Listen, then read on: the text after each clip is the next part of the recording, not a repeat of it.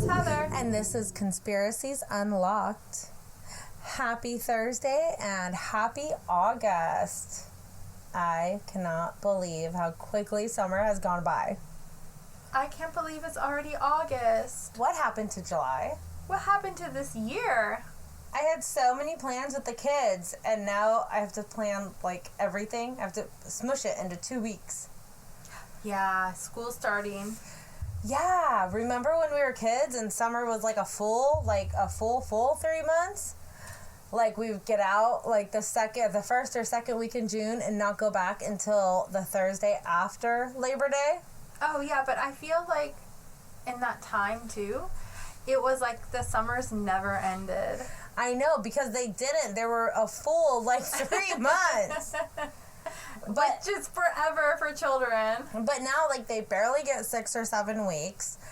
And they also get fucking a full week for Thanksgiving. And sometimes President's Week. They always get that. And 3 weeks at Christmas. That's wild. Right? Well, I remember getting Thursday and Friday for Thanksgiving, one day for every president throughout the month of January and February. It was like we were never in school on Mondays. And 2 weeks for Christmas. You would get the day before Christmas to January 2nd. That was it. And then your spring break. Yeah, 1 week, yeah. Which that's what our kids are getting now is 1 week. But, dude, what happened to our summer?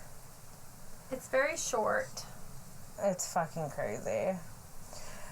So anyways, this episode isn't so much about a conspiracy, but more about an unsolved mystery. Ooh. In the United States.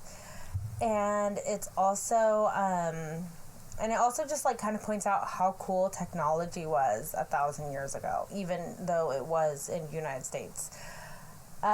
Did you know that there are various quote-unquote mounds in the United States? And some people know them as pyramids. I knew that there was mounds across the United States, but I didn't know that people thought of them as pyramids. I just thought that they were small mountains or hills, or I didn't equate it with pyramids. No. Yeah, so they are small mounds, hills, but it's what's inside of them that leads people to believe they're the pyramids. So these sites are commonly found along the Mississippi River and are said to be created by the Mississippians, which is a Native American culture that resided in southeast United States from 800 to 1600 CE. Oh, wow. So, long, long ago. Obviously, it wasn't the United States then, but present-day United States. And they got their name from the simple fact that they settled and grew lives near the Mississippi River. By the time archaeologists of nowadays found the remains, the Mississippi River was already well established. So I'm going to cover just a few of the prominent mounds. The first one being in Aztlan. Aztlan was built in 900 AD and thrived until 1200 AD. And this is located in nowadays Wisconsin. And this particular mound was discovered in 1836. This ancient civilization, Aztlan, was 2,000 acres with 32 watchtowers. And 20,000 people, known as the Cahokia, lived within these quote-unquote pyramids. These mound-like pyramids were 16 feet tall, so they weren't huge. They were pretty small, but people were residing in them much like we would think of caves, except they built them. So it wasn't caves in mountains like we're used to. They built them. So they didn't cut into the existing mountains. No. They built a pyramid structure. Yes. Okay. They worshiped the sun, and some of the artifacts led people to believe that they may have been cannibals. Ooh. Or the archaeologist may have just stumbled across some sort of burial area. Maybe burial area. Yeah, it's like one extreme to the other. What the fuck, guys? Yeah, it's kind of hard to tell unless they had, like, evidence of, like, some kind of bite marks on, yeah, like, on the I don't know how they could confuse the two, but what is interesting about this particular mound city is that they were thriving for 150 years, and then suddenly everyone just disappeared. That's strange. What's even weirder is that there were woodland people that lived near them before the mounds were built and after the mounds were left to rot. So the woodland people surpassed the Native American people that were living there? Yeah, which I would imagine the woodland people are probably Native American as well. Oh, true, but different tribes. Yes, yeah. Different tribes, so, yeah. There are several theories as to why they vanished. And one theory, folklore author Frank Joseph strongly believes, is that Atlantis, Aztlan, and the Aztecs were all the same people. Oh, okay. Frank Joseph believes that this civilization started in Atlantis. Ooh, I know. Wow, they had pyramids too. I know. Whoa, what did they make their pyramids out of here? Well, okay, so, hold on. Okay, because now I'm like, is this quartz crystals? Is this gold? Is this, like, marble? Is this, like, what is this? Okay, so he believes that some people migrated to Aztlan to mine copper. We talked about copper in that, too. And actually helped grow Europe's Bronze Age. Fun fact, bronze is a mix between copper and tin. Whoa, okay. So it's still a mystery today as to where, like, Europe actually got all their copper from in order to have their Bronze Age. And this could be the answer. Lake Superior had copper mines that the Aztlan settlers had been mining. Mm-hmm. The Bronze Age ended, and so did the mining. Coincidence? No, not at all. Perhaps. I don't know. That seems like a really big coincidence. Mm-hmm. The story goes that Atlantis sunk, and when Aztlan residents, those 20,000 residents, heard that their hometown was no more, they headed south and created a new city, Aztlan, Mexico. From there, they were referred to as the Aztecs. Okay, yeah. So they would have to migrate, essentially, like, to a new... So the Aztecs could have come from Atlantis via Aztlan, and that could be the missing link between Aztecs and Atlantis. And why there was pyramids, because they had pyramids. Yeah. The Aztecs had pyramids. Yes. And that would be why they would have pyramids as well. Oh, they brought the technology with them on how to build them and what they were used for. And that's why the woodland people were in the woods and not in pyramids. Wait a minute. But didn't Aztecs do blood sacrifices and some kind of rituals? I don't know. We haven't gone over that yet. I think that they did. So that do we want to do Aztecs next? Well, that would line up with the theory that they were cannibals. Like, maybe they were eating them or something. We don't know. I don't know. So the next up is the Cahokia Mounds, which is located in Collinsville, Illinois. This was named the City of Sun. The community here was massive. They had markets, plazas, and community centers. They had huts for family, neighborhoods, and mounts for the elites.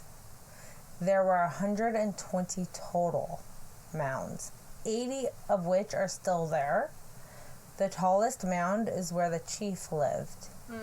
The chief was considered a brother of the sun and was the spiritual leader of the community. That makes sense, yeah. Did you notice that Aztlan also worshipped the sun and had a religious relationship with the sun? Yeah, I did pick up on that. Yes. Yeah, an interesting thing, and they're both Cahokias. Mm-hmm. So maybe they left a few behind. As Jakey would say, it's a mystery. Mystery. My 3-year-old came up with his own chicken, why did the chicken cross the road? And because his 6-year-old brother says, why did the chicken cross the road? And he says, because he wanted to eat lunch on the road. The 5-year-old made up his own and said, because he wanted to get hit by a car, which he's kind of psycho, so that totally tracks with Cody. And then Jake's like, it's a mystery. And then did you hear what mine was? What? I was like, because they were saying that in the car, and I was like, no, the chicken crossed the road to go to KFC. But, like, they didn't get it. Oh, yeah, like, I did hear that. I don't even think KFC? I got it. Yeah. So, anyways, this massive community had 14 acres and 4 terraces that were 100 feet tall. So we went from 16 feet to 100 feet. Mm-hmm. This is the largest pre-civilization structure in the Western Hemisphere.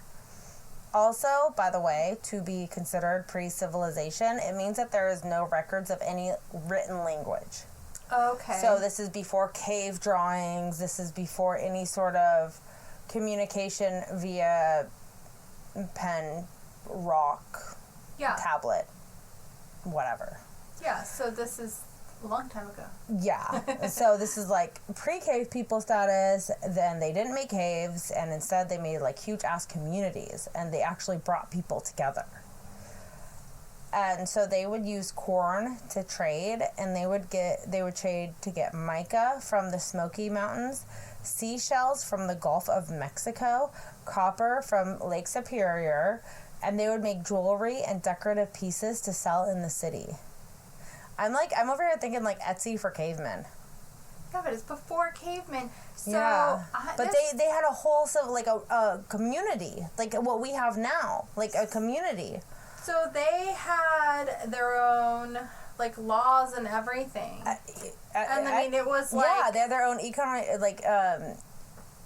economic system before the cavemen. Yeah. So were cavemen were just like really stupid people because these that's what they say, were right? Like really advanced. Yeah. Well, Geico. Remember the old commercial for Geico? Even a caveman could do it. Mhm. So wasn't that like around the time of the invention of the wheel and fire and stuff? Like cavemen? I mean, so I think that's all stereotypical. I don't think that's true. Right. Well, then I'm just trying to think of like early man anthropology, and I did take anthropology when I was 19 in college, and I'm trying to go back and remember the timeline of the anthropology is the study of early man. Archaeology is obviously the study of like what's left behind, and it all coincides, but I cannot for the life of me remember. That would mean that that's all wrong, and that this is before all of that, so all of that must have already been invented. Like they must have had some kind of technology that is like out of this world or something that we didn't even know about. Or like a forgotten technology or something. Yeah, a forgotten technology that maybe was wiped out with the Great Flood. Or, I don't know, the meteor. I don't know. Who knows? Yeah, so... But the meteor would have been before this, right? Yeah. Yeah, the meteor definitely would have been before. But so moving forward, several generational families would stick together to form their own little communities. Oh, maybe the cavemen lived on, because we're going to get to this as well, that because of the, the terrain, they weren't able to make caves over there. Caves are over on the west coast of America. Mm-hmm. They found caves there. Oh, so maybe just the west coast. Yeah, no, that makes sense. It does, because we're so valley and we're so, oh my God, that it makes sense that New Yorkers and... we would be the cavemen. We would be the cavemen. We're the Neanderthals over here. Yeah, hello. No, Neanderthals are from Germany area. Whatever. But yeah, that's where they are from. We would be the cavemen. We'd be the valley. Hi. And... Like, oh my God, totally. OMG. Okay, so, meanwhile, so back to this mound. Lots of families would come together and make a bunch of mounds generational. So, like, grandmas and 4 generations down, because they were probably having kids when they were 12 back then. Oh, for sure, yeah. And I've heard of people doing that here. Like, families will come together and purchase an entire block. Oh, yeah. And then they just have, aunts and uncles and grandparents and whoever watching all the kids. They all come together. Like, maybe not all of them come together, but type yeah. of living. Yeah, but it's like regular streets and stuff, not like not like Charles Manson type commune. No, just like a community where everybody works together, and it's like for the greater good. Because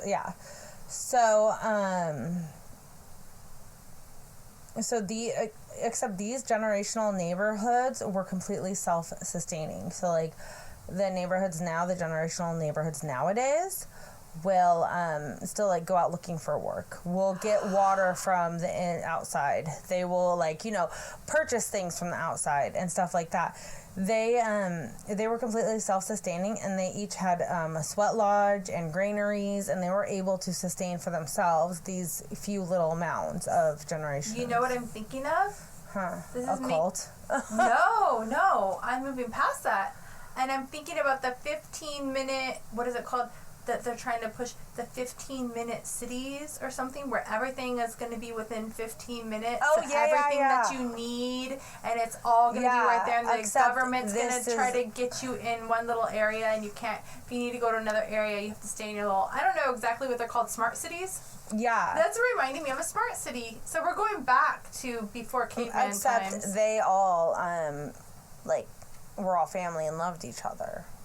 Well, that's what it would be in a smart city, because you would have to be there with your family, and maybe they would. I don't know how they would. Well, I'm sure people would move away, just like kids move away. No, I don't think you can. Oh. Not in the concept of the. We'll have to go through city. that one at a later date. It's just reminding me of that. Yeah, for sure. Because I swear they're already started down south building some of those, like in southern San Diego and stuff, and it's New York is almost like one of those. Mm-hmm. Like, everything you need is right there. Like, you can walk everywhere. Yeah, you don't need walks, to. Yeah. So, anyways, the commoners would work in the fields while the elite would enjoy their life on the mounds. Kind of sounds like nowadays, right? Yeah. Mm-hmm. It's interesting how people will just be fucking people. Yeah. And they've never changed. It's something in us to have the leaders, the followers, the rule breakers, etc. Oh my God, you made me think of Depeche Mode. I was thinking of Breakfast Club, but I don't think that we could ever be equal, no matter what any government leader tries to do or say. It's innate to have a leader, follower. There's people that fall in line with that.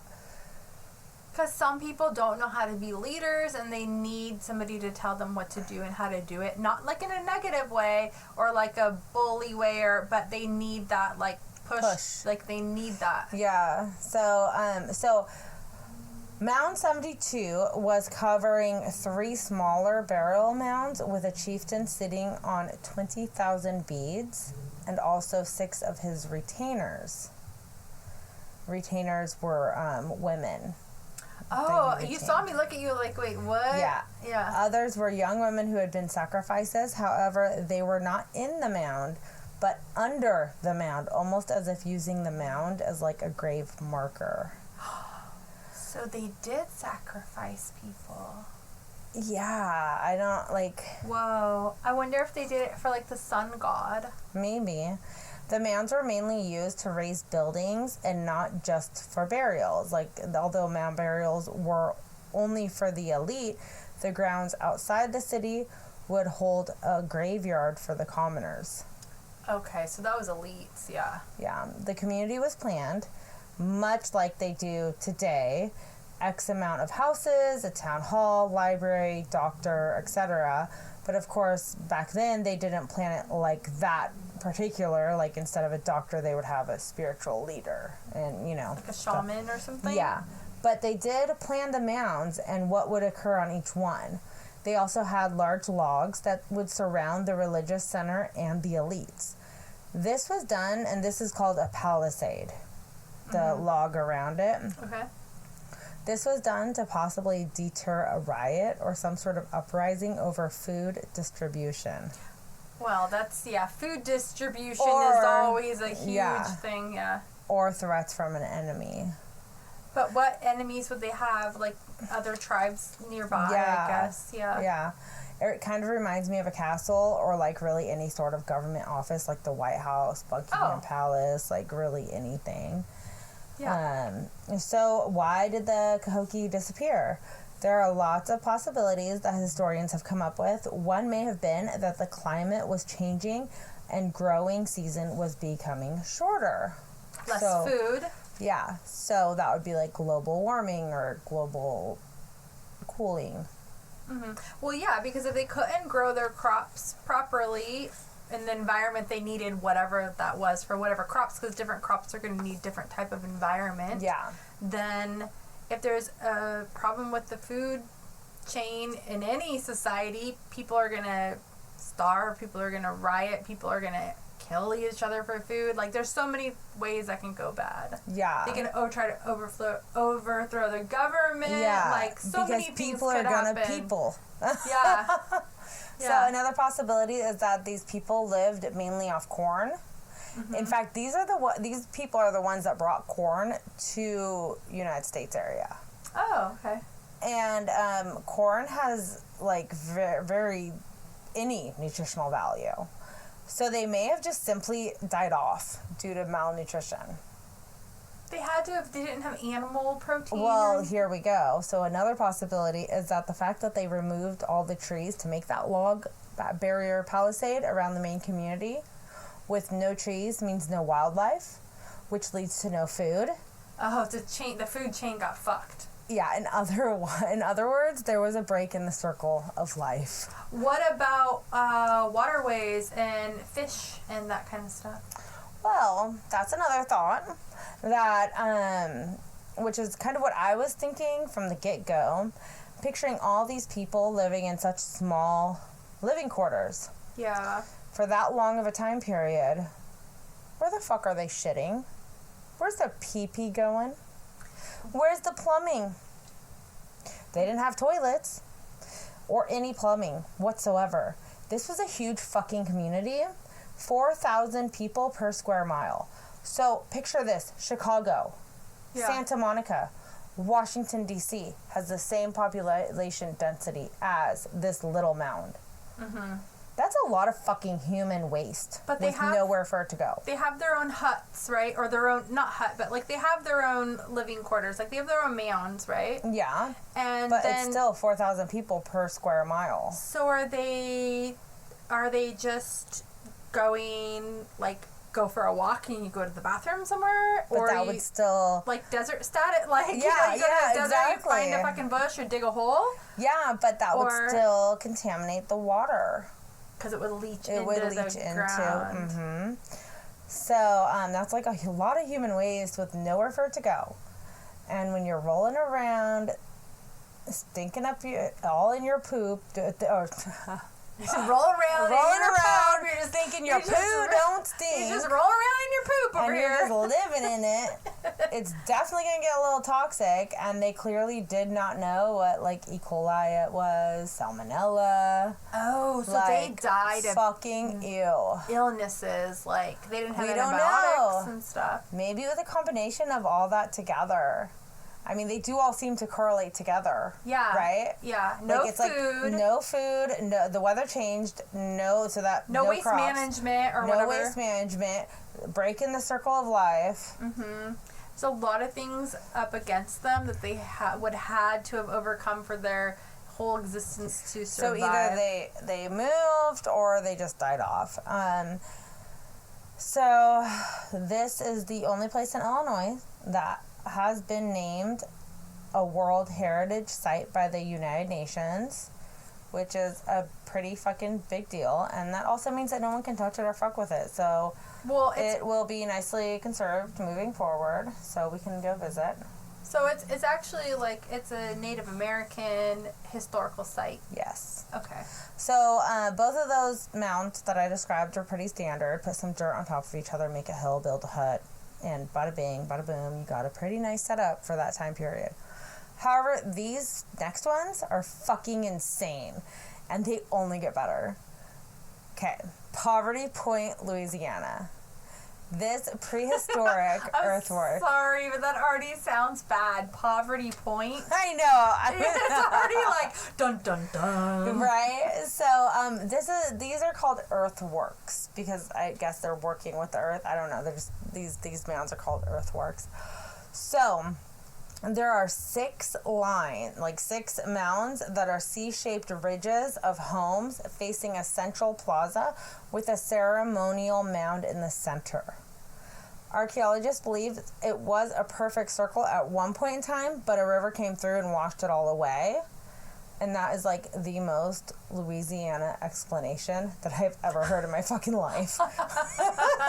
It got flooded out. Sorry, guys. Is there a lot of water in Louisiana? Yes. Are you serious? I've never been. New Orleans got flooded. Remember? Oh, okay. Oh my gosh, Hurricane Katrina. The whole fucking thing. That's why they have to have the graves above ground. The Gulf is right there, right? Well, no, the Mississippi River is right there. But they have to have the graves above ground or else the bodies will float up because they are actually below sea level. They're only like 15 feet above sea level or they're 15 feet below sea level. Like, it's not okay. Everything is marsh and fucking bullshit. Like, it's all water. I never all the knew houses that. There. Oh my god, I love Louisiana. Are they on stilts? Yes. If you get too close to the marsh, it's all on stilts. So your garage would be like, it's just like, you don't really have a garage. You just have you park under your house. Like a carport? Yes, under but your house. Yes, and it's up high. So it's like a basement carport. But with no walls. I'm just trying to picture this. Are you serious? I love been there. Louisiana. Oh, I want to go there I've already been there, but I want to go.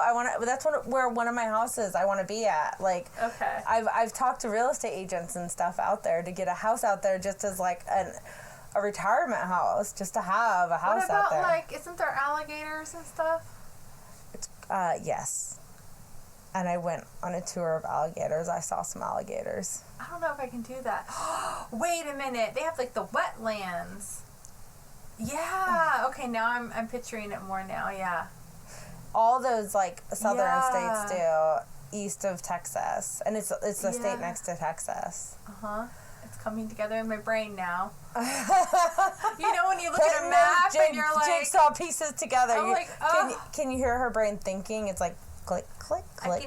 I can hear the frogs. You probably can. I can. That's Louisiana. And there, she's getting there, guys. She's getting there. The fireflies and the mosquitoes. Yeah. And the smell. Don't forget the smell. Or the crocodiles.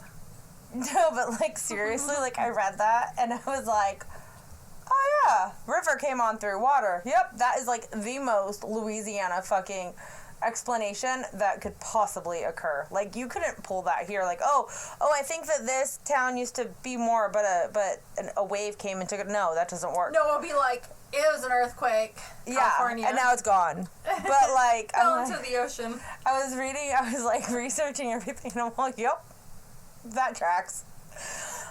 So the circle is like massive and it's bigger than like what you can picture. It's almost like a football arena, but larger. It's like huge. Yeah. And what gets me with this is that nobody would ever see it unless they were flying over it. So people were just milling along, minding their own business for the last 1,000 and some odd years and had no fucking idea what kind of history was under them until someone flew over it. How did they build such magnificent, perfect architecture back then if they didn't have a plane to like see it all? It's so fucking insane. Oh, to make it perfect and everything. Yeah. Yeah, and we'll get into like the geometry in a bit. It's fucking insane. So in 1962, it was labeled as a National Historic Landmark, and in 2014, this too was entered into the UNESCO World Heritage Site. UNESCO stands for the United Nations Educational, Scientific, and Culture Organization. So, nobody can fuck with it. And this circle mound was made during the Archaic period between 800 to 1000 BCE. Historians estimate that this massive community took over 5 million hours of labor. and it is known to be an engineering marvel. Wow. The people who lived in this community were part of an enormous trading network that went over hundreds of miles across the U.S. They most definitely connected with the other mound communities along the Mississippi River. Tons of stone were transported on the Mississippi River to make this massive town. Most of the material was brought from long distances, which is like so amazing in itself that they could move and know and go somewhere to find the stone to be like, oh, I want to bring that home to make this fucking mound house. Yeah, they had to have somebody, like, in a sense, scout out to know where to find what they needed, and then they had to be able to engineer a way to bring it back these long distances. What, a fucking canoe? I don't know. I really want to know how they did it. Yeah, exactly. It's crazy. So there were beads, pendants, figurines, all sorts of relics that show just how advanced this civilization was. I think much more advanced than we ever give them and have given them credit for. Unfortunately, there have been no skeleton remains found, so no one can even figure out how old they were when they died, or like what they ate, or like other useful. You can find so much information from skeletons, and they literally know nothing about them. Wow, they haven't found one? No, and Poverty Point was so advanced, yet we don't even know what language they spoke, what religion they believed in, if any, their age, health, nothing. Other than they lived beyond survival, meaning that they did more than just survive. Meaning that they weren't just living, getting shelter and food. They were actually like building things, making, like crafting. And so like having a fun life. More than like hunters and gatherers. Yeah, they were able to build things and live nicely and have hobbies and interests and do things for fun. Well, they had to know things also, like mathematics and engineering and science and how things worked. Like they were, like you said, a lot more advanced than we give them credit for. That's amazing. Yeah, and so what they do know is that the 6 C-shaped ridges that surround the plaza, one of those C-shaped ridges was built 2,000 years after the first 5 were built. So obviously those people lived there for like a really long time, longer than other communities lived on various other mounds. Mm-hmm. So that's good because it gives them an idea of about the time frame they were there, since they don't have anything to carbon date. Well, but why did they survive and nobody else? Everybody else only survived a couple hundred years on these mounds. They did things a bit differently, though. For one, they imported material, keeping that circle of life intact. Oh, that makes sense, yeah. They also did not have any crops. Oh. They didn't have any. They solely lived on hunting, fishing, and gathering wild food. So they weren't reliant on weather changes so much. Mm-hmm. The building of these mounds were so precise. They would fill the gullies with such accuracy, leveling the ground. Measurements, everything was nearly perfect, almost as if they had newer tools, like levels and such, much like the pyramids in Egypt. The question still and will remain, how were they able to accomplish this? Another thing that is weird is that it is very rare for such a large population of hunter-gatherers to live for as long as they did. Most hunter-gatherers would live by the ocean to survive because the weather's more predictable. So you're thinking like Hawaii, Mm-hmm. Caribbean, like... And you have the sea life for food that's abundant. Yes, and everything is more predictable. However, they found a sweet spot with no stones and only forest and the Mississippi River, and they were able to survive for a ridiculously long time. So they must have hunted like deers and bears and maybe bison and whatever it was. So I'm thinking they were more like large game, or even like hare and even squirrel, and who knows, like I think they were probably more protein. Mm-hmm. You know? Which is better than corn. Yeah, because it's going to sustain you longer. It is thought the community was in an egalitarian social structure, which is defined as the doctrine that sees each and every person as equal in their moral status, thereby granting them equal rights and opportunities. As a social doctrine, it advocates the removal of economic inequalities among people and decentralizing power. Oh. So maybe that's why they survived so long. But if everyone was truly equal, why were some people living on the higher mounds while others were stuck as workers? I bet you the ones that were living on the higher mounds were like possibly the ones that knew, because not everyone is going to get math and all these different things they need to know. So maybe those were like the educators or like the scientists or the professionals. Mm-hmm. Maybe not so much like elite, but they had the knowledge. So maybe in a sense they were a little more valuable in that sense because of the knowledge.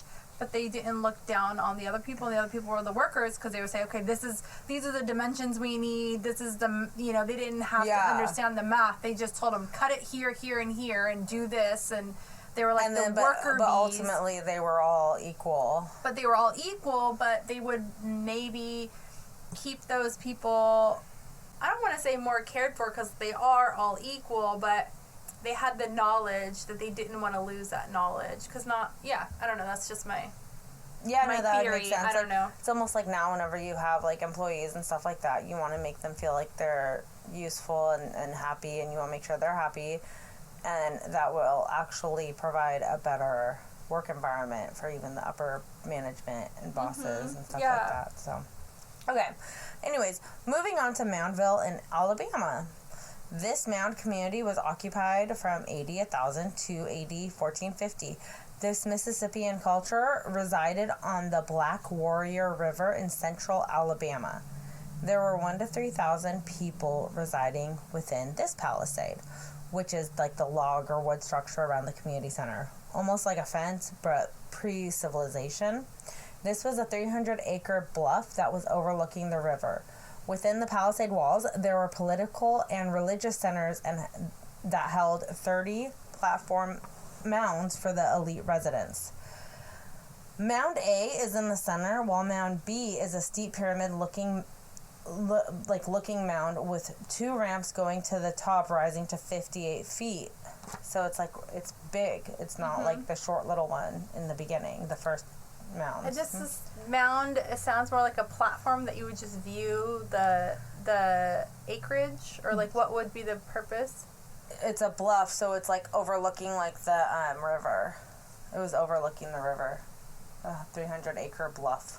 I wonder if it would be to see, that's like a lookout maybe to see if there's going to be, since there's a river, other tribes could try to come up the river and try to steal like food or like, I don't know, whatever. Yeah, maybe. I'm not sure. I didn't look at that part. Sorry. I don't know. I'm really into this, as you can tell. So I'm not meaning to pick everything, but I'm like, well, what is the purpose of that? Well, maybe the purpose is this. And I can see it as like a lookout, because you can overlook everything. You can see the river. It would be the perfect place for someone to look out to make sure if anybody's trying to roll up on them, you know? Yeah, well, just like... Or whatever. Just or like any castle area, and with like almost like a moat around it. Yeah, to watch out for like your community and stuff. So the food and labor came from the people who lived in the Black Warrior Valley food plain, and they lived on farmsteads that had a population of 10,000 people. Wow. That were living in the surrounding areas of the community outside a community center that was like. They were living in the surrounding areas outside the community center that was located within the palisade. Mm-hmm. So they were just like the outsiders. They would trade corn for copper, mica, galena, and marine shell. They lived pretty similar to the other communities that we have already talked about. What makes this community a little different is that they were extremely advanced with their artwork. Oh. They were considered an quote-unquote artistic society. They were highly skilled in pottery, stonework, and embossed copper. So they could have been trading those goods with other mound cities, communities. Yeah. Pottery would have been huge, because pottery they would have cooked with it, they would have stored food in it, they would have done so much. That would have been very valuable. Yeah. And what's very interesting is that the Hamsa was found drawn all over their relics. And the ham saw is the drawing of the hand with the eye in the middle of it. Wait, say that again. I'm sorry. There was drawings all over the mounds, and what were of all over the relics, like the pottery and stuff of the ham saw. Oh, so they would decorate it. Yeah, they were decorating it, and there was drawings of the ham saw, which I could Hamza. No, I know exactly what you're talking about. The hand with the eye in the middle. Yes. Yeah. And according to mythologian.net, the Hamza was an ancient symbol of luck, protection against harm and evil, guidance, feminine power, and faith. So, why finding the Hamza was like super interesting to me, and it was like, oh my fucking god, what is that doing here? Is that symbol is mostly associated with Buddhism and Islam. Yeah. Which was originated in the Middle East. So how the fuck did it get all the way to Southeast America? I always thought that was a Hindu thing. Yeah, Hindu, Buddhism, yeah. But it's all over in the Middle East. It's all over, yeah. It's not in present-day America. Mm-hmm. Especially when European settlers did not step foot in present-day Alabama until the 1540s. Nearly 100 years after Moundsville was abandoned. That's interesting. So I wonder if they came up with that symbol and it meant something to them, and then it was adopted later by other cultures. No, because other cultures have had it for way longer. Okay. Because there's written of other in the Middle East and stuff. It goes back further than things in America. So then that means that someone from that area traveled there and had to have seen it, or someone from the Middle East had to have traveled there. There had to have been some kind of trade where they had to have seen it somehow. Or whatever the Hamsa is, because it's like a part religion type thing. Mm-hmm. Whatever their god is real and came to all these different fucking countries. Ooh, spiritual crazy shit. Okay, no, it's not crazy. So they could have seen their god in like a human form, and like Jesus or whatever. Yeah, and it had that symbol somewhere on its clothing, or like some kind of jewelry, or it was like a dream that was given to multiple people within different. I mean, the theories could go on and on. Yeah, no, it's just interesting. Or it was a crop circle. Did they have crop circles? No, I don't. Well, yeah. No, I mean, they did have. They should have them if they're happening now. It's not like the aliens are like, oh, look, new civilization, let's fuck with them now. Well, I know that, like, there are certain lines around the world where it's like, I forget, is it Inca? Maybe not Inca, I don't know, but there's like, we'll have to do an episode on it, but I know people will know what I'm talking about, even though I'm not making any sense right now, that you can only see from above the air, and they're like, it'll be a shape of like a humanoid, and it's like in the ground, and it's permanently in the ground. Like, I don't know if it's made with rocks or how it's made, but there's different shapes. There's serpents. There's like all different shapes all over. Yeah, so we're gonna go to one of those. Okay, cool. I don't know what they're called. They have a name, but. Anyways, okay, so that was just interesting, and that's very interesting. Yeah, I love this. So how they would both be doing the Hamza with no reason. Yeah. So once again, no one knows what happened to the residents of Moundsville. They're just like up and gone, poof, disappeared, just as mysterious as the other communities. Mm-hmm. The most advanced Mississippian civilization was located in the Spiro Mounds of Oklahoma. This community was 150 acres and sat along the Arkansas River. There were 12 mounds and boosted a very elite village area. They were consistently building and growing from 880 to 1450 AD. Spiro leaders developed political, religious, and economic relations with the others from the Gulf of California to the Gulf of Mexico and from Virginia to the Great Lakes. Their language was Caddoan, which means, as we now know, that they are not considered pre-civilization because they had written and spoken language. Oh, okay. Somewhere between 1600s and the 1800s, the Spiro civilization once again up and left with no trace. My suspicion is that the early European settlers came and took the people and the land Indians. So they were part of That's what I think. So, meanwhile, sad. Meanwhile, in the 1930s, some people came along and found the greatest collection of prehistoric American Indian artifacts to ever be found in the U.S. The best and the greatest, even to this day.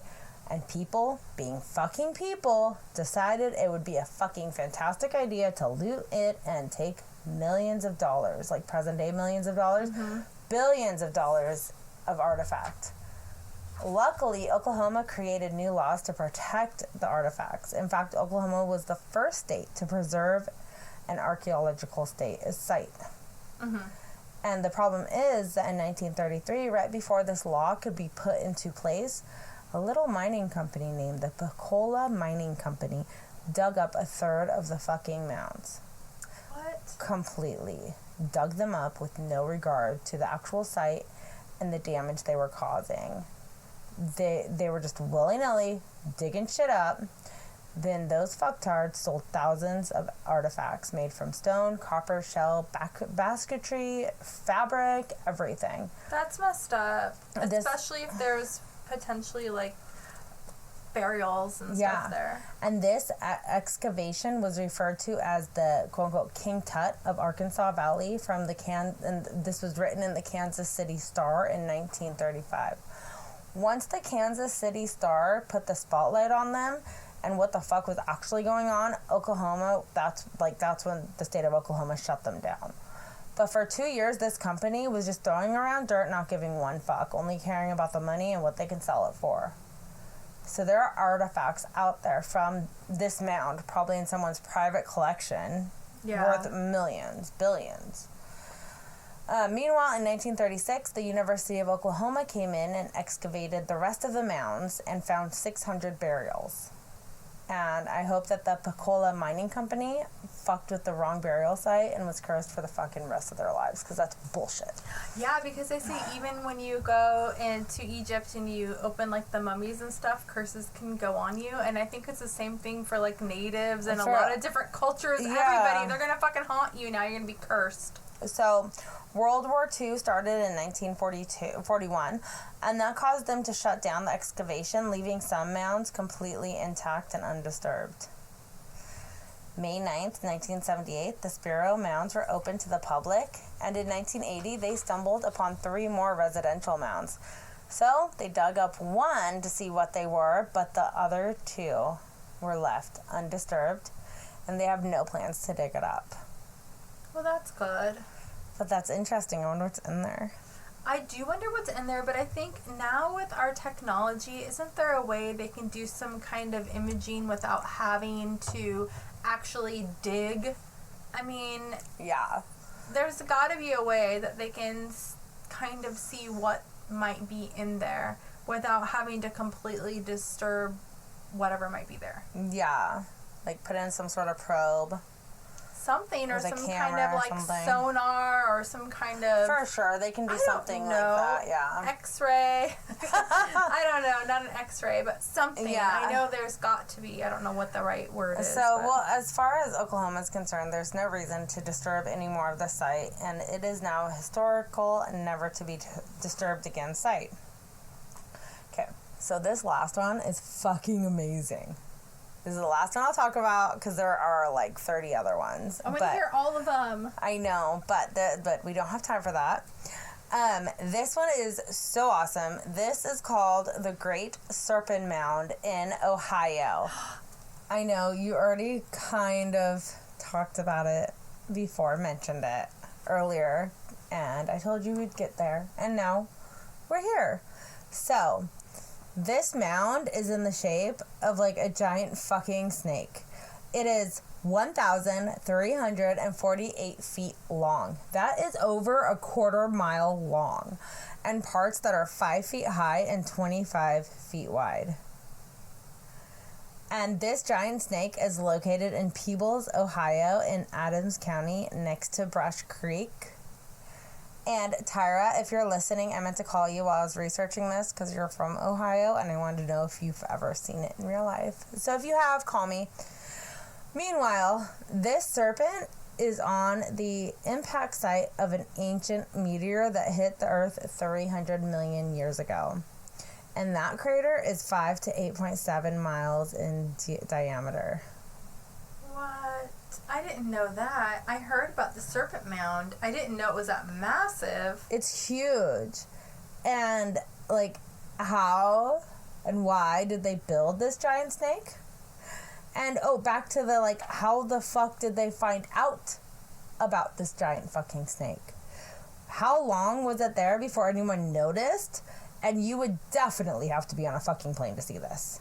Yeah. Like, what?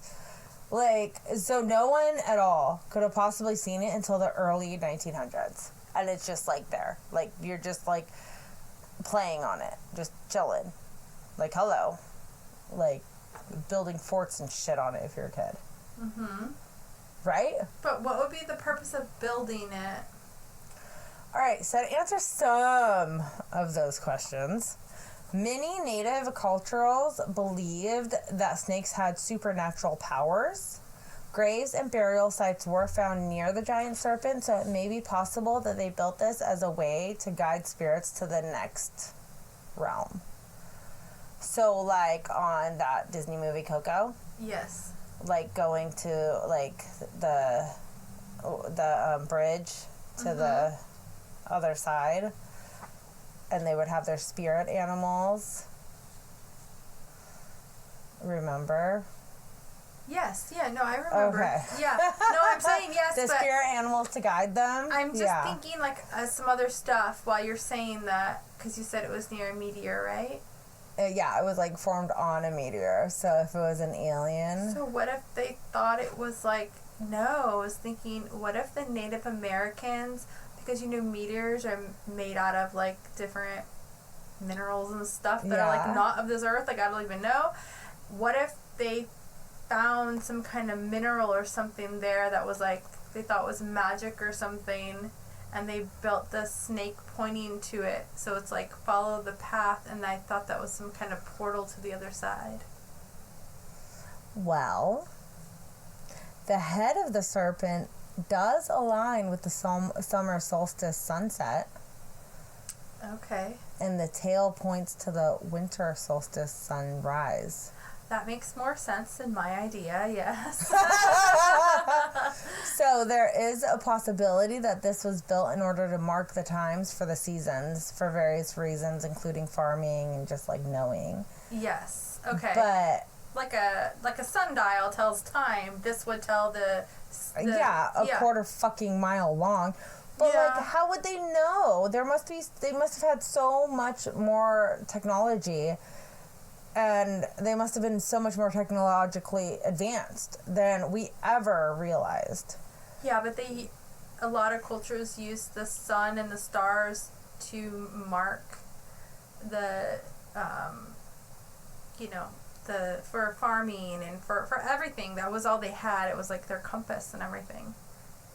Right? Yeah. Their guide. Like even the pyramids line up with Orion's belt.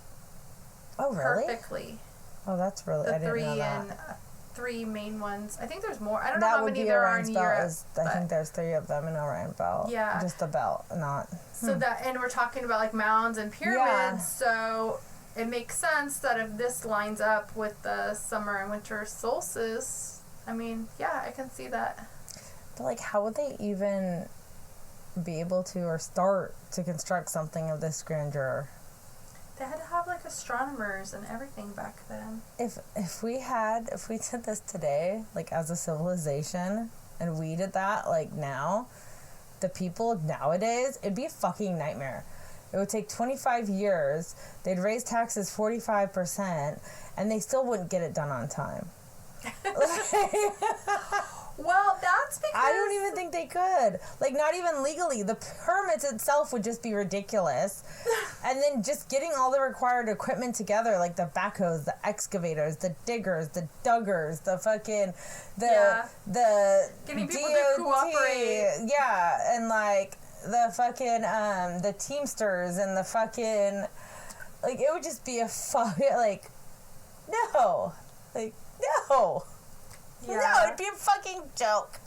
Well, yeah, it would be hard to get everybody to, but the other thing I'm thinking of... You've seen the freeway. You've seen the pothole. Just to fill a fucking pothole, it takes 6 months and 85 people looking at it.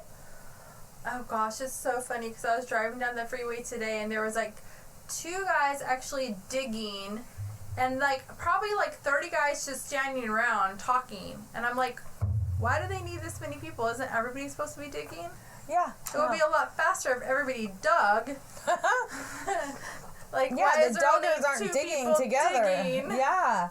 And I've seen that so many times, and they're all wearing hard hats. Yeah, and like like as if they're doing something. the reflective vests and stuff. Yeah, and safety goggles. And they're just standing around.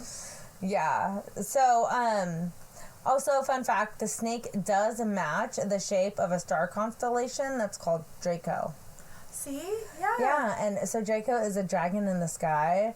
So maybe it isn't even a snake. Maybe it's supposed to be some sort of dragon. But, like, when you see it, it definitely looks like a snake. But, yeah, it's interesting. Yeah, see, they did use the stars for mapping things out on Earth a lot. Yeah, that's interesting. Archaeologists and historians have no idea what civilization made this. Like, none. Like, whatsoever. They don't. They think it could be early woodland Adena culture that was there sometime between 500 BC to 280. So, yes, this thing could have been there before fucking Christ. Right? Or it could be the late prehistoric for ancient culture, which could have been there from 1000 to 1650 AD. These American pyramids are found all over eastern United States, and there are 13 other major mounds that can be found in Illinois, Indiana, Georgia, Iowa, South Carolina, like everywhere. What I questioned was, like, why were they only there, not on the West Coast? So when I researched that, I got a few different theories. One is just because simply that's how it was. It was a cultural diversity, and that was their architecture at the time. Another possibility is that it was just too rocky on this end on the West Coast. And you look at the natural environment in Southern California, Nevada, Arizona, New Mexico, Utah, it's all like flat, dry, rocky. You can't really like dig up the sand and make pyramids. It's just like, it's not compressed enough. It's not wet enough. And that's probably why we have like caves and tunnels here, because you can dig into it. You can dig a cave out of a rocky mountain, and you can't dig up a pyramid. I have heard a theory though, that there's a pyramid in the Grand Canyon. Have you heard that one? But the Grand Canyon has water at the bottom of it. And it's already so grand you can maybe cut into it like a pyramid somehow. Maybe. I don't know. Once again, it could just be like cultural preferences for religious or ceremonial purposes. But, and yeah, like, I just think that the East Coast is just more wet and more marshy and more pliable. Like, you can just, it's like mud. You can form it better. Like, I don't know how they formed them, so possibly, but I think they used limestone and whatever they had available, I guess. yeah, well, like, I don't know, dirt. Rocks and Rocks, dirt. I don't know. They made cement, damn here, it. it's like we don't even have rocks. It's like sandstone. So, like, if you... But like, you can make cement with water and sand and what else? You know what I mean? Like, they could yeah, but, like, made you look stuff. at, like, the beach and stuff, the cliffs, if you, like, touch it, it all just, like, crumbles. But if you mix the right ingredients together, it might be the perfect... But we have clay here. Yeah. So we have a lot of clay. That's too compact. That's what I'm saying. It's, like, too compact. It's not pliable. We have a lot of clay, so I could see that if they were saying, they had structures built out of clay or something like that. Yeah, but no, that'd be, like, caves and... I don't know, but... Like, I can't believe that there's fucking, like, pyramids in America right under our nose. Like, at all. I can't either. And also because these are Native American built structures. So, obviously, Native Americans had a lot more technology than we ever gave them credit for in our American school. Like, obviously, like, we wrote the school books and I think that also technology, they're always finding new things and they're developing new theories. And I don't know, I was just going to say that, like, obviously, that there was, like, a genocide against Native Americans. So, of course, they're going to write the books that's going to fit, like, the agenda that they want. So they left out this stuff that maybe they already knew, because I had no idea that they made pyramids. Well, some of this information was only brought up in the 70s, and you have to think that our school books are 30 years old, predating when they didn't even know, and it's it always wasn't even in the school books. Yeah, what they say that they know. Yeah, but then it also makes me think that, like, how you were saying that it would be really hard to replicate it now with the technology that we have now and the knowledge we have now and everything. Well, I'm just saying it because of, like, the permits that you would need and the licensing and the fucking taxes. No, but I mean, just in general. Yeah. To do it is a huge thing.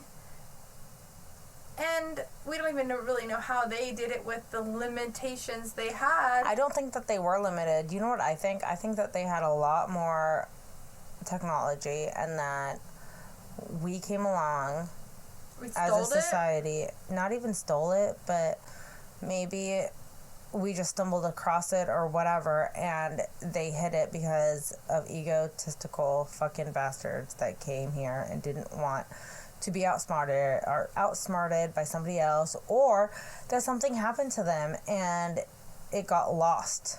Yeah, the technology was lost. I feel like we're going back in technology in a lot of ways, even though we've advanced so much with, like, computers and smartphones and. Well, did you hear about the thing or like see the meme, like, Evergo, and it was like kid, like, writing, like, technology of writing, and it was like cave walls, proper English slang, emoticons. Oh yeah, we've gone back to emojis from the hieroglyphics. Back to hieroglyphics, yeah. Yeah. And then you sent me the thing about how they uncover hills and mountains and they find pyramids underneath there. So maybe some of these hills and mountains all over us, maybe if we dug into them deeper, we would find pyramids. I know, but when you told me you were doing a story on mounds, it was so funny because you didn't go into detail. You just told me you were doing a story on mounds, and that's usually what we do. We just tell each other kind of the topic. That way we're not double doing it, mainly. Yeah, but I had no idea what you were going to actually say until this moment. And it's so funny because after you told me that, which was like a phone conversation, I think, it popped up on my phone. Like, it heard our phone conversation or something. Oh, that's not weird. That's normal. And then it popped up in, like, I don't even know where I found that. And I sent it to you because I was like, oh, maybe this is going to be the one she's doing, so I'll just send her the picture. Yeah. Because I had no idea which one you were doing. Yeah. But it was so weird because it was from a phone conversation. It wasn't even like us right now talking where our phones could listen. It was like we were literally on the phone. That means that the phones could really listen. Yeah. It's so creepy. Okay, let me go through my references really quickly. You can skip ahead 30 seconds if you want. I was listening to one of our episodes just to see how it sounds, and through my car radio, and on Spotify I can skip ahead 15 seconds, and we're always like, oh, just skip ahead, 30 seconds or a minute. Motherfucker, I skipped ahead 2 minutes, and I was still listing off references. I'm sorry, guys, but... I'm telling you, this is her auctioneer voice, and go. 1, 2, 3, and... Hold on. I gotta get my auctioneer voice ready. Hold on.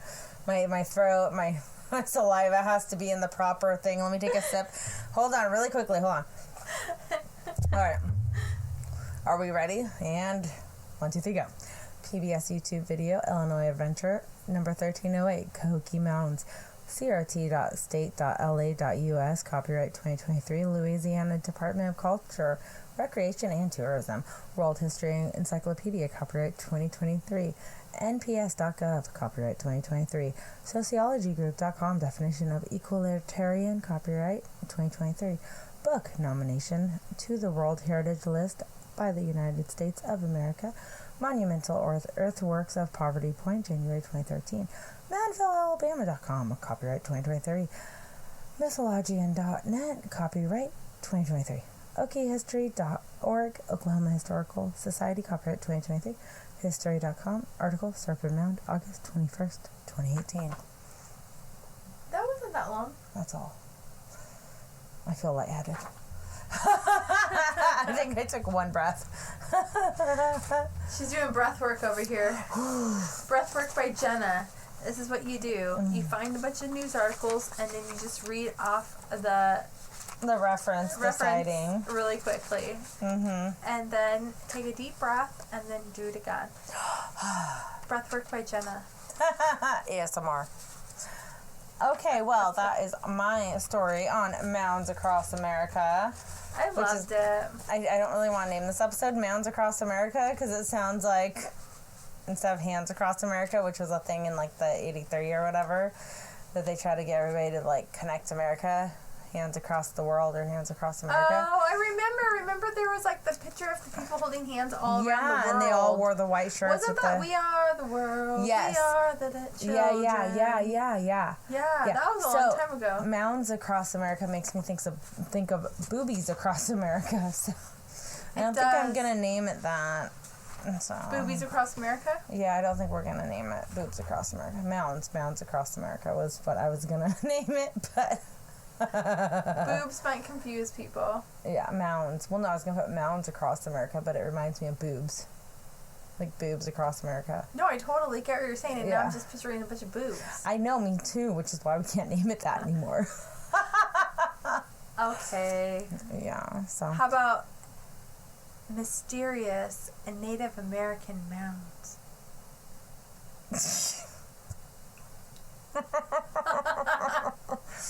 Okay, well, that's it for us tonight. And you all have a great day. So, please don't forget to share, like, and subscribe. And all of our social media is Conspiracies Unlocked. And email us at conspiraciesunlocked@gmail.com. Bye. Bye.